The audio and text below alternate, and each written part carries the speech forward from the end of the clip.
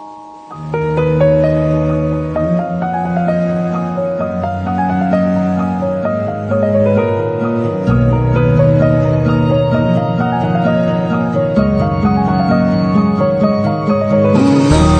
Friends, welcome to my channel. இந்த வீடியோவில் நம்ம என்ன பார்க்க போகிறோம்னா, வீட்லேயே ரொம்ப ஈஸியாக பட்டர் கார்லிக் ப்ரான்ஸ் எப்படி பண்ணுறதுன்னு பார்த்துடலாமா?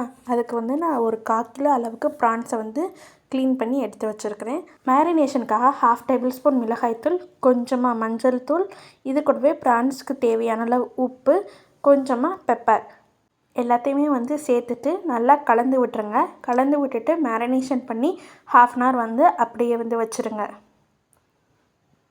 அரை மணி நேரம் வந்து நல்லா மேரினேட் ஆனதுக்கப்புறம் ஒரு பேனோ ஒரு கடாயோ வந்து எடுத்துக்கோங்க. அதில் வந்து கொஞ்சமாக பட்டர் சேர்த்துக்கோங்க. பட்டர் வந்து நல்லா உருகி வந்ததுக்கப்புறம் ப்ரானை வந்து இந்த மாதிரி ஒவ்வொரு பீசஸாக வந்து உள்ளே சேர்த்துக்கோங்க. அடுப்பை வந்து மீடியம் ஃப்ளேமில் வந்து வச்சுருங்க. ஒரு 2 நிமிஷம் ஆனதுக்கப்புறம் திருப்பி போட்டு அடுத்த சைடு வந்து ரோஸ்ட் பண்ணி எடுத்துக்கோங்க. ப்ரான் வந்து நல்லா வெந்ததுக்கப்புறம் இந்த மாதிரி சுருண்டு வந்துடும்.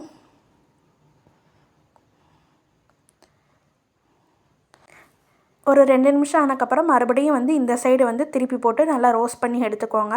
ப்ரான் வந்து 3/4 வந்து வெந்து வரணும்.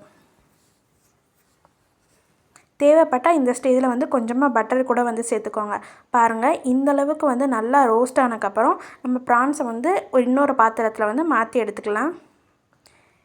இப்போ அதே பேனில் வந்து கூட கொஞ்சமாக பட்டர் வந்து சேர்த்துக்கோங்க. நான் கொஞ்சம் தான் வந்து இந்த ஸ்டேஜில் சேர்த்துருக்கேன். அது நல்லா உருகி வந்ததுக்கப்புறம் 5-6 பல் வெள்ளைப்பூடை வந்து நல்லா குட்டி குட்டியாக வந்து கட் பண்ணி சேர்த்துட்டு கார்லிக்கையும் வந்து நல்லா இந்த அளவுக்கு ரோஸ்ட் ஆகிற மாதிரி வறுத்து எடுத்துக்கோங்க.